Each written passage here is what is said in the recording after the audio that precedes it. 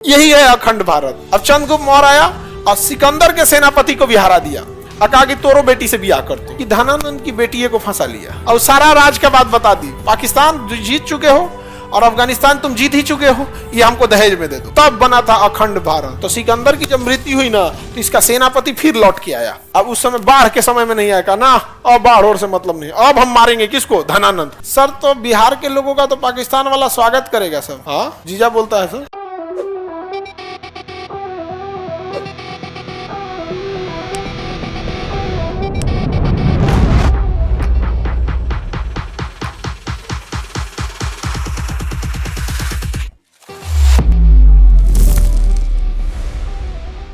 Mesopotamia की सभ्यता को नष्ट किसने किया? सिकंदर।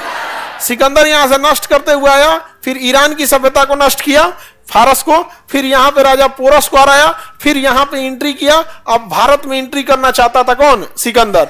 लेकिन यहां पे ना ब्यास नदी में बाढ़ आया हुआ था, भयानक बाढ़ आया था। और बाढ़ आ जाता है इधर तो 2-3 महीना तो ऐसे ही डिस्टर्ब कर देता है। और वो लड़ते हुए आया था सिकंदर यहां से, इसलिए उसकी सेना थक चुकी थी कि भाई साहब कितना लड़ेंगे हम। मेसोपोटामिया की सभ्यता नाश दिए, फारस की सभ्यता नाश दिए, फिर इधर अफगानिस्तान में आए। अफगानिस्तान में आया ना तो उसको 3 साल लग गया अफगानिस्तान वालों से लड़ने में। अफगानिस्तान वालों को लड़ना ही बहुत मुश्किल है, असंभव। अफगानिस्तान को ग्रेवयार्ड ऑफ द एम्पायर कहा जाता है। जो यहां आता है वो बर्बाद होके जाता है। सिकंदर 3 साल लगा, नहीं लड़ पाया। सिकंदर की मम्मी ने सिकंदर को डांटा था कि तुम्हें एक जगह तुमसे कब्जा नहीं हो रहा है। तो ऐसा इतिहासकारों ने ऐसा कहा कि उसने अफगानिस्तान की एक मिट्टी उठाया और उसको भेजवाया अपने घर में, और माता जिससे कहा कि इसको मोहल्ले में छिड़कवा देना। तो अफगानिस्तान की मिट्टी लेके उसने अपने मोहल्ले में छिड़काया सिकंदर की माता ने। तो उसके मोहल्ले में कभी लड़ाई झगड़ा नहीं हुआ था। मटिया छिड़कने के बाद डेली लड़ाई होने लगा। अब इतिहासकारों ने ही लिखा है, उस समय कौन जाता है, जो लिखा है आदमी बता रहा है उसको, मतलब भाग्य से मजदूर उदूर मांगा, भाग्य से कहा गोली चला रहा है। तो यहाँ से इराक सिकंदर गया, अफगानिस्तान पार करके फिर कहाँ आया? भारत। भारत में पंजाब जीत लिया, राजा पोरस को क्या कर दिया? हरा दिया। पंजाब के बाद जब इधर आ रहा था तो ब्यास नदी पार नहीं कर पाया। और यहाँ धनानंद था। कौन था? धनानंद। धनानंद दारू पी के सो रहा था। धनानंद दारू पी के सो रहा था।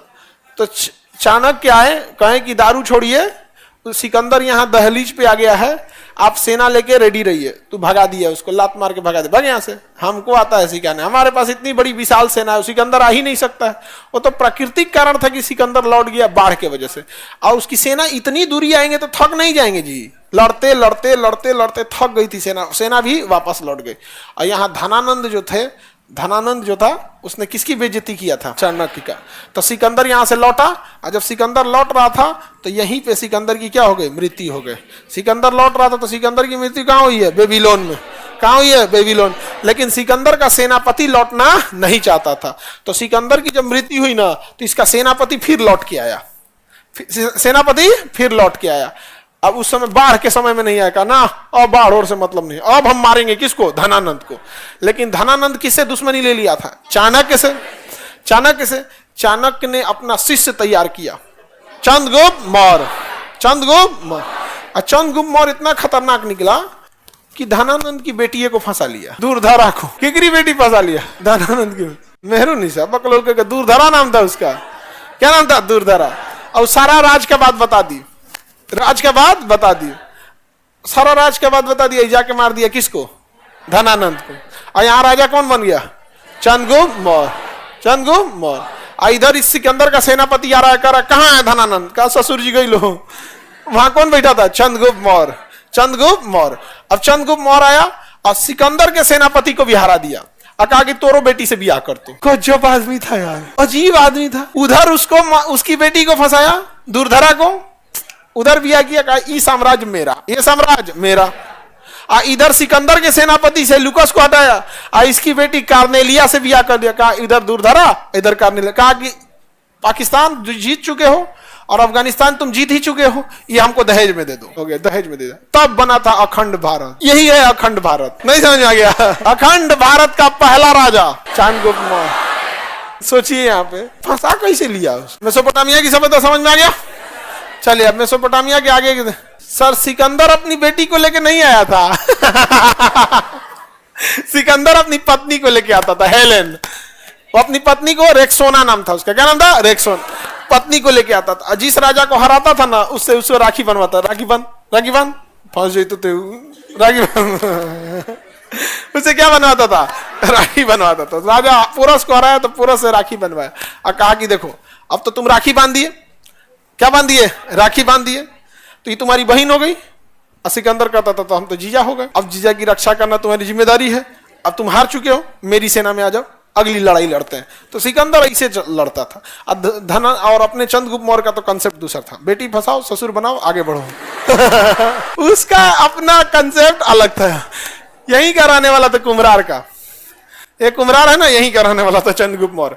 ये कोचिंग के पीछे नहर टपिएगा तो बाजार समिति आ जाएगा, बाजार समिति के पीछे रेलवे लाइन है, रेलवे लाइन टप के उस पर जाइएगा तो कुम्हरार आ जाएगा। वहीं रहता था कौन, चंद्रगुप्त मौर्य। इसी सड़किया पे टहलता था। ये सड़क उसके लिए था, राजा के चलने के लिए, इसलिए उसका नाम था राजपथ, अशोक राजपथ। क्या नाम था, अशोक राजपथ। अशोक राजा था, उसका पोता था चंद्रगुप्त मौर्य का बेटा बिंदुसार, उसका बेटा अशोक। तो चंद्रगुप्त मौर्य का पोता कौन था, अशोक। तो उसने अपने लिए सड़क बनाया था गंगा के किनारे, कहता हम चलेंगे, मरीन ड्राइव मेरा है। बाद में गंगा नदी घसक गया दूर तो मरीन ड्राइव दूर बनाना पड़ा और उस पर अकेले चलता था, अशोक राजपथ। अब पूरा उस पर चलता था। आज उस पर ई रिक्शा चलता है, अशोक राजपथ है ना जी। ऑफलाइन वाले लोग आप लोग को पता नहीं होगा, बट इस एरिया का ऑफलाइन वाला करा, ऑनलाइन वाले इस एरिया में सबसे व्यस्त सड़क में आता है ये बड़ी पथ और अशोक राजपथ। दो ही तो सड़कें हैं, एक अब्दुल बारी पथ है ये वाला जो कोचिंग के जस्ट सामने वाला है ना, ये अब्दुल बारी पथ गांधी मैदान तक जाता है, और एक अशोक राजपथ वो भी गांधी मैदान तक जाता है। समझ में आ गया कि नहीं है? अब्दुल बारी, तो उसको एक पूरा नाम कौन बोलता है, अब्दुल बारी पथ। बारी पथ बोला जाता है तो बड़ी पथ बोलने लगा, मतलब बड़का सड़क। आगे बढ़ जाए सर। तो बिहार के लोगों का तो पाकिस्तान वाला स्वागत करेगा सब, हाँ जीजा बोलता है सर, नहीं समझे।